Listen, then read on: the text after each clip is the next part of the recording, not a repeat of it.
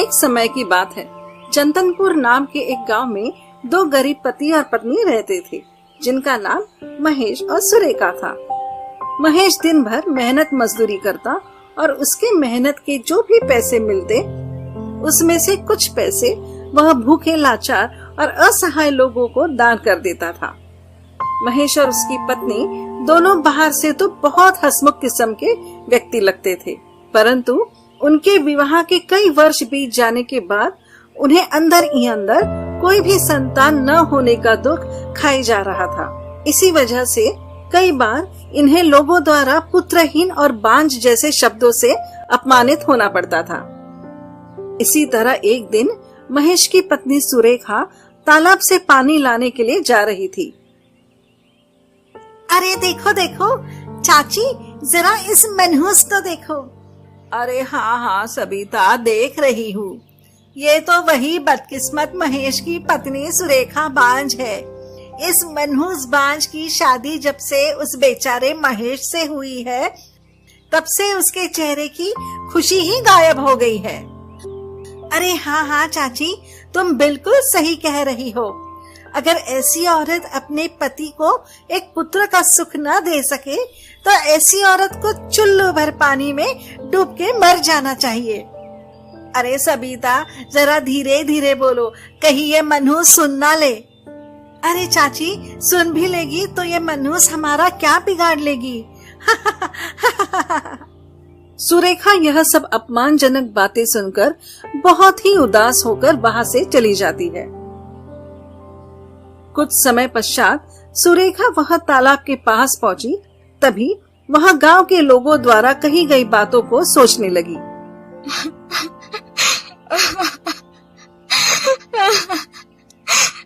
गांव वाले सभी सही कह रहे हैं, मैं ही मनहूस हूँ। मैं इन गांव वालों का अपमानजनक बातों का सामना और नहीं कर सकती। मैं ही अपने पति का सारे दुखों का कारण हूँ। मेरे जैसे अभागन का इस दुनिया में जीने का कोई हक नहीं है।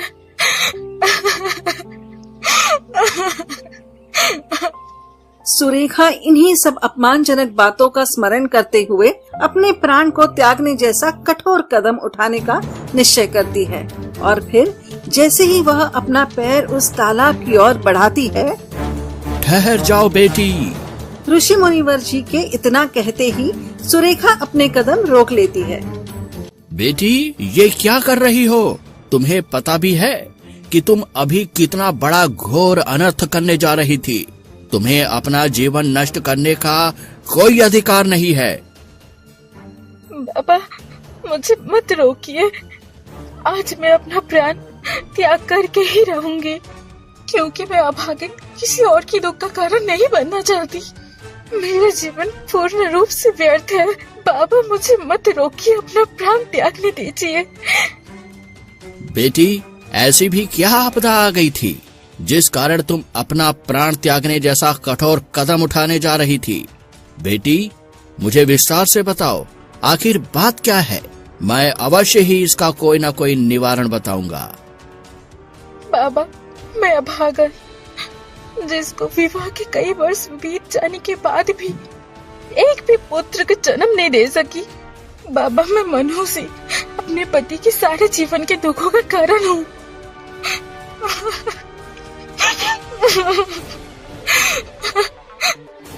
बाबा, अब आप ही बताइए, मैं अभागन अब क्या ही करूं? मेरे पास इसके अलावा कोई और मार्ग भी तो नहीं है। मैं तुम्हारी बातों से बिल्कुल सहमत हूँ, परंतु बेटी, क्या एक भी क्षण ऐसा सोचा कि तुम्हारे प्राण त्यागने से इन सब समस्याओं का निवारण होता? बल्कि तुम्हारा यह कदम तुम्हारे पति के जीवन को और भी दुखदाई और कष्टों से भर देता, और अंत में तुम्हारे पति तुम्हारी ही तरह प्राण त्यागने पर विवश हो जाते। बेटी, अब तुम ही बताओ, क्या तुम अपने पति की मृत्यु का कारण बनना चाहोगी? बोलो बेटी, जवाब दो। नहीं बाबा, ये मैं क्या घोर अपराध करने जा रही थी। मुझे क्षमा कर दीजिए बाबा। मैं लोगों की अपमानजनक बातें सुनकर ये कदम उठाने में बेवश हो गई थी। बाबा, अब आप ही मुझे कोई मार्ग बताइए जिससे मेरा और मेरे पति का दुख का कारण निवारण हो सके। हाँ बेटी, मैं अवश्य तुम्हें इसका कोई ना कोई निवारण जरूर बताऊंगा। बेटी, बस तुम मेरी बातों को ध्यान पूर्वक सुनो। तुम आज से ही आने वाली पूर्णिमा तक निर्जला व्रत के साथ साथ मोर पंख और साधु तालाब के पुष्प कमल को प्रतिदिन प्रातः काल में पास के ही मंदिर में अपने इष्ट देव को स्मरण करते हुए अर्पित कर देना। परंतु बेटी, एक बात को तुम सदैव याद रखना, तुम लोगों के प्रति कही गई निंदनीय बातों को सदैव नजरअंदाज करते हुए अपने पूजा अर्पण को जारी रखना।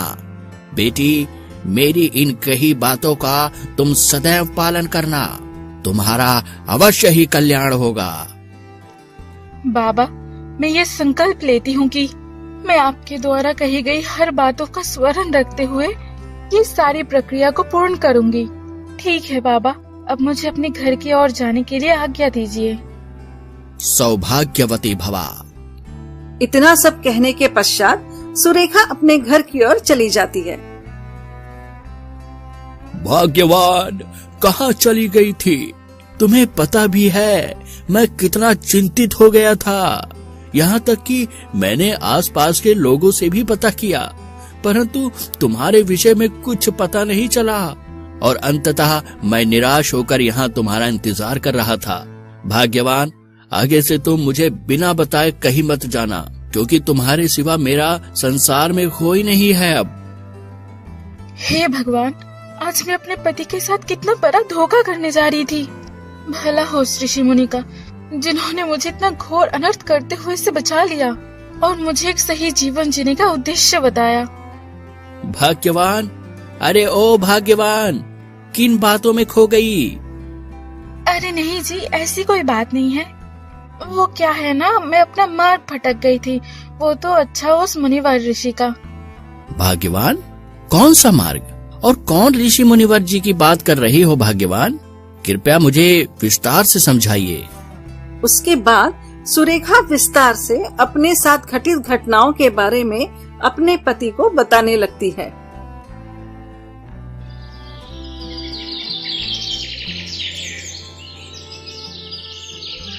अगले दिन से ही सुरेखा प्रातः काल होते ही उन ऋषि मुनिवर द्वारा बताई गई प्रत्येक सामग्री को एक थाली में पूर्ण रूप से एकत्रित करके पास के ही एक स्थान पर स्थित मंदिर की ओर जाने लगी। कुछ समय पश्चात सुरेखा मंदिर में पहुंचकर अपने थाली में एकत्रित सामग्री को अपने इष्ट देव को स्मरण करते हुए अर्पित करती है और कुछ समय पश्चात वह अपने घर की ओर चली जाती है। अब इसी प्रकार सुरेखा प्रतिदिन अपना दिनचर्या इसी प्रकार अपनाने लगी। इसी तरह कुछ दिन बीत जाते हैं और आखिरकार वह पूर्णिमा का दिन आ ही गया और फिर सुरेखा रोज की तरह सारी सामग्री को एकत्रित करके मंदिर की ओर जाती है। आखिरकार उस मुनिवर के बताया हुआ पूर्णिमा का दिन आ ही गई। उन ऋषि मुनिवर के अनुसार आज ही वो दिन है जिस दिन मुझे संतान प्राप्ति होगी। सुरेखा मंदिर में पहुंचकर पूजा की थाली को समर्पित करके इष्ट देव को स्मरण करने लगती है। कुछ समय पश्चात सुरेखा को कोई भी परिणाम न मिला। आखिरकार मैंने ऐसी कौन सी गलती कर दी जिसके कारण मुझे मेरी आराधना का कोई भी फल नहीं मिला। लगता है अब मुझे स्वयं उन ऋषि मुनिवर के पास जाना चाहिए। इतना सोचने के बाद सुरेखा उन ऋषि मुनिवर जी से मिलने के लिए जाती है। कुछ दूर जाने पर उसे किसी की आवाज सुनाई पड़ती है। तभी सुरेखा उस ध्वनि की दिशा की ओर चल पड़ी। कुछ समय बाद वह देखती है कि उन ऋषि मुनिवर जी का सर धड़ से अलग होकर जमीन पर गिरा हुआ था। यह सब देखकर सुरेखा कूट कूट कर रोने लगती है। बाबा, ये क्या हो गया? हे भगवान, क्या तेरा यही न्याय है? क्या मेरे भक्ति का यही परिणाम मिलना था? आखिर इसमें इन बेचारे बाबा का क्या कसूर था? आप ऐसे अपने भक्तों के ऊपर अन्याय होते हुए कैसे देख सकते हैं?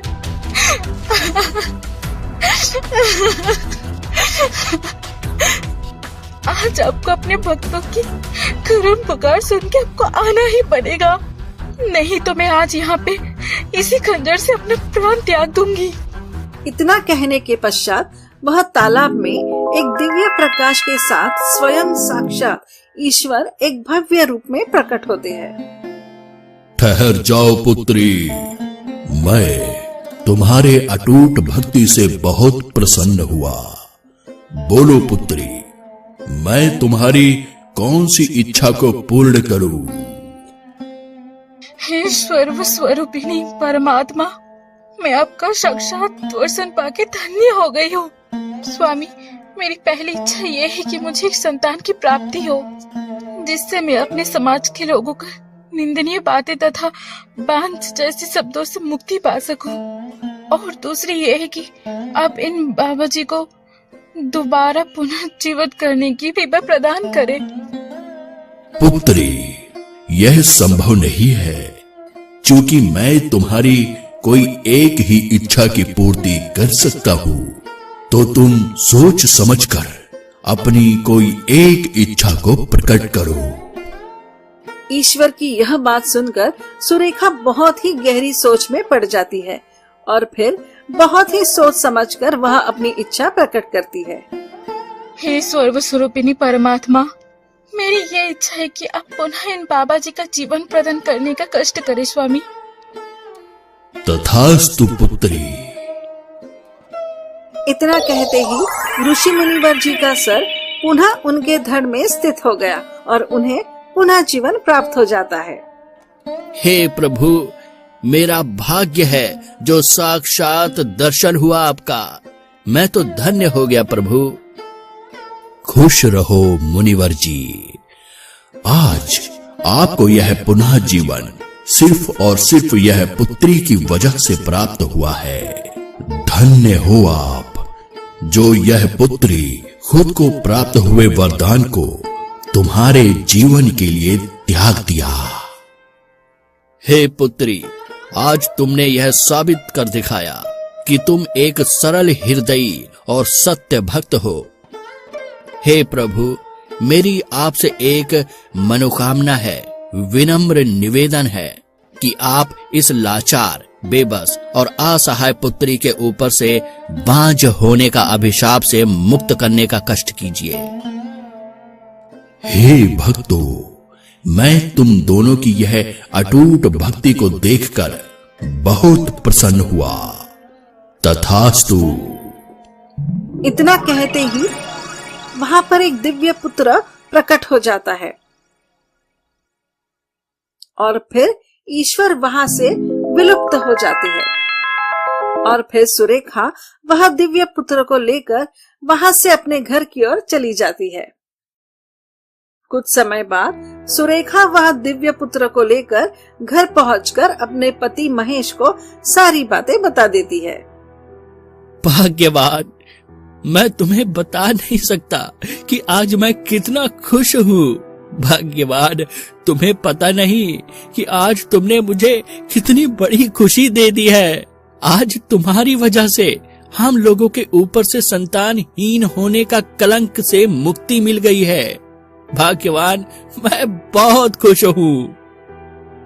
इसी तरह कुछ दिन बीत जाते हैं और अब उनका पुत्र लगभग 1 वर्ष का हो चुका था और फिर महेश और उसकी पत्नी सुरेखा उस दिव्य पुत्र के भाग्य के बारे में जानने के लिए उन ऋषि मुनिवर के पास जाते हैं। कुछ पल बाद वह उन ऋषि मुनिवर के पास पहुंचते हैं। प्रणाम गुरुदेव। खुश रहो बेटा। बोलो बेटा, आप लोगों का यहाँ कैसे आना हुआ? गुरुदेव, मैं यहाँ अपने पुत्र का भाग्य के बारे में जानने के लिए आपके पास आया हूँ। गुरुदेव, आप मेरे पुत्र के भाग्य को देखकर बताइए कि मेरा पुत्र अपने भविष्य में क्या करेगा। हाँ, अवश्य बेटा, रुको, मैं अभी तुम्हारे पुत्र का भाग्य देखकर बताता हूँ। इतना कहने के बाद ऋषि मुनिवर जी उसके पुत्र के बारे में ध्यान लगाते हैं। बेटा, मैं तुम्हें तुम्हारे पुत्र के बारे में बहुत ही आवश्यक सूचना देने जा रहा हूँ। बेटा, जब मैंने तुम्हारे पुत्र के भाग्य के बारे में देखा तब मुझे पता चला कि तुम्हारे पुत्र का जन्म एक महत्वपूर्ण कार्य को पूर्ण करने के लिए हुआ है। इस धरती पर एक अधर्मीय और अन्यायकारी तांत्रिक है जिसने एक बार अपनी काली शक्तियों से मेरी मृत्यु कर दी थी, परंतु उसी क्षण तुम्हारे पत्नी की वजह से मुझे पुनः जीवन दान मिला। पुत्र, मैं अभी से ही तुम्हें सतर्क कर देता हूं कि वह दुष्ट तांत्रिक को अब तक तुम्हारे पुत्र के विषय में यह जानकारी प्राप्त हो गई होगी कि उसका अंत तुम्हारे पुत्र के हाथों लिखा है। इसलिए बेटा, वह दुष्ट तांत्रिक तुम्हारे पुत्र की जान लेने का पूर्ण रूप से प्रयास करेगा। नहीं नहीं गुरुदेव, ऐसा मैं हरगिज नहीं होने दूंगा। परंतु गुरुदेव, मेरे पुत्र की रक्षा करने का कोई तो उपाय होगा। हाँ, एक उपाय है बेटा, ये लो। ये एक चमत्कारी मोरपंख है। बेटा, इस मोरपंख को सदैव अपने पुत्र के आसपास ही रखना, जिससे उस तांत्रिक की काली शक्तियां उसके आसपास भी नजर नहीं आएंगी। यह बहुत ही शक्तिशाली मोरपंख है। ठीक है गुरुदेव, मैं आपकी तमाम बातों को स्मरण रखूंगा।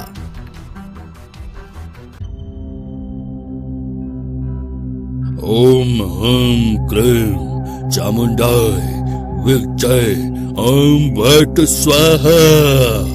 ओम ऐं क्लीं चामुंडाय विजय ओम भट्ट स्वाहा।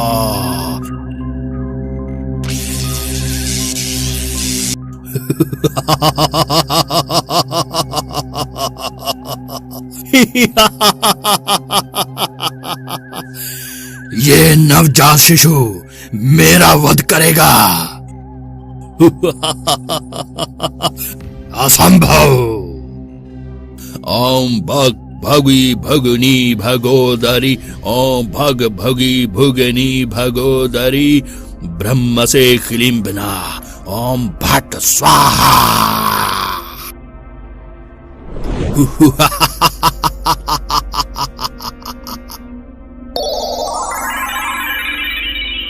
बोलो मेरे मालिक, क्या हुक्म है मेरे लिए? अब किसका प्राण हरना है? बस आप हुक्म दीजिए। मायावती चील, ध्यान से देखो इस बच्चे को। यह बच्चा मेरी मौत का कारण बनेगा।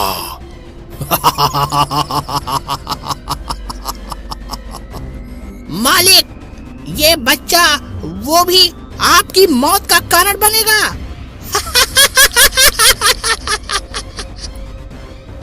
मायावी चील, मेरी बातों को ध्यान से सुनो।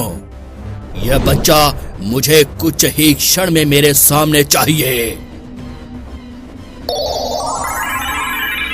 इतना सब होने के बाद वह मायावी चील एक दिव्य बच्चे के पास जाती है। ओहो, तो ये है वो नवजात शिशु जो मेरे मालिक का वध करेगा।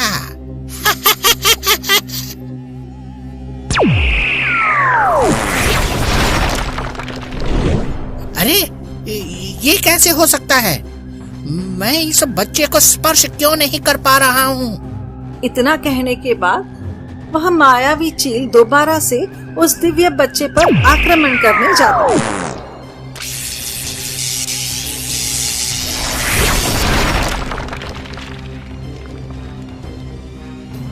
नहीं, ये नहीं हो सकता।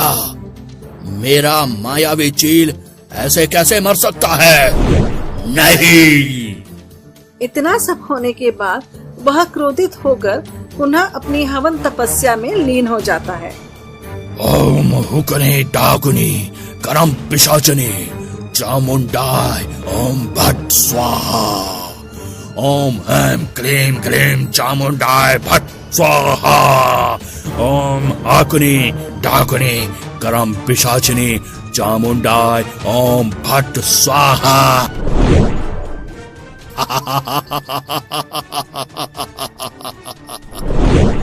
ए मायावी पिशाचिनी प्रकट हो।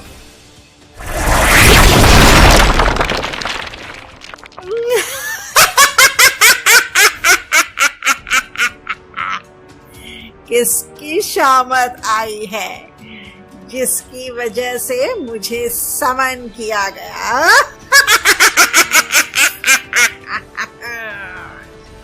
ए मायावी पिशाचिनी, तुम ध्यान से देखो इस नवजात शिशु को। मैं तुम्हें हुक्म देता हूँ कि तुम अभी के अभी जाकर इसका प्राण हर लो। परंतु मालिक, आखिर इस नवजात शिशु ने ऐसा भी क्या कर दिया जो आप इसके प्राण हरने के लिए मुझे समन किया? मायावी पिशाचिनी, यह कोई साधारण नवजात शिशु नहीं है, बल्कि भविष्य में यह मेरी मौत का कारण बनेगा। इसीलिए मैं तुम्हें समन किया है। जाओ और अभी के अभी इस बच्चे के प्राण हर लो। जाओ।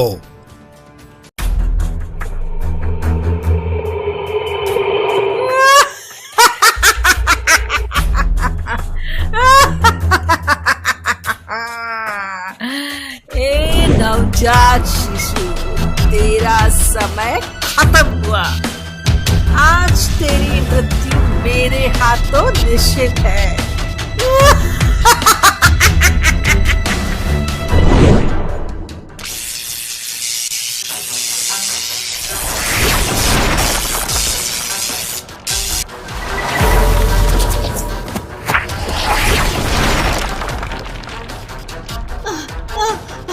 बचाओ बचाओ मालिक, मुझे बचाओ बचाओ बचाओ बचाओ। मूर्ख पिशाचिनी, तू एक नवजात शिशु की प्राण न हर सकी तो तेरा मर जाना ही ठीक है। शायद इस बच्चे की रक्षा कोई दैवीय शक्ति कर रही है, जिस वजह से मेरी हर एक प्रयास असफल हो रहा है। मुझे इस बच्ची की प्राण हरने के लिए मुझे बहुत सारी आसुरीय शक्तियां प्राप्त करने के लिए कठोर तपस्या करनी होगी। अभी तो मैं इस बच्चे का कुछ नहीं कर सका, परंतु एक दिन अवश्य मैं इसका प्राण हरूंगा। इतना कहने के बाद तांत्रिक अपनी कठोर असुरी शक्तियों को प्राप्त करने के लिए कठोर तपस्या में लीन हो गया। इसी तरह कुछ वर्ष बीत जाते हैं और अब महेश और सुरेखा का पुत्र 18 वर्षीय हो गया था और अब वे सब उन महान ऋषि मुनिवर से मिलने के लिए जाते हैं।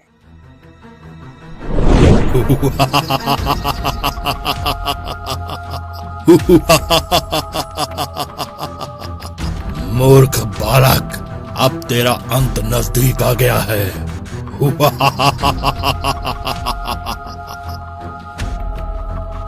आओ बेटा, आओ बेटा, तुम्हारे पुत्र के जन्म को आज पूरे 18 वर्ष पूर्ण हो चुके हैं। बेटा, मैं तुम्हें बताना चाहता हूँ कि तुम्हारे पुत्र के आसपास संकट के बादल मंडरा रहे हैं और अब किसी भी पल तुम्हारे पुत्र के ऊपर उन आसुरीय शक्तियों द्वारा जानलेवा आक्रमण हो सकता है। इसीलिए पुत्र, ये लो, ये एक दिव्य तलवार है जिसकी सहायता से तुम उन आसुरीय शक्तियों और उस दुष्ट तांत्रिक का अंत कर पाओगे। यह सब बातें हो ही रही थी कि तभी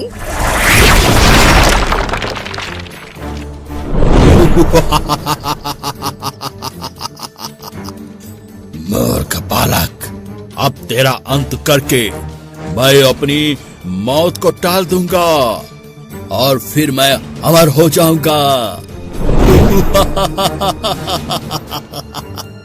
इतना कहने के बाद वह दुष्ट तांत्रिक अपनी असुरी शक्तियों से जैसे ही उस बालक पर घातक वार करता है कि तभी ऋषि मुनिवर उस बालक के सामने आकर उस असुरी शक्तियों का प्रहार अपने ऊपर ले लेते हैं। वह बालक इसी मौके का फायदा उठाकर उसी क्षण ऋषि मुनिवर द्वारा दिया गया वह दिव्य तलवार से उस तांत्रिक का सर धड़ से अलग कर देता है।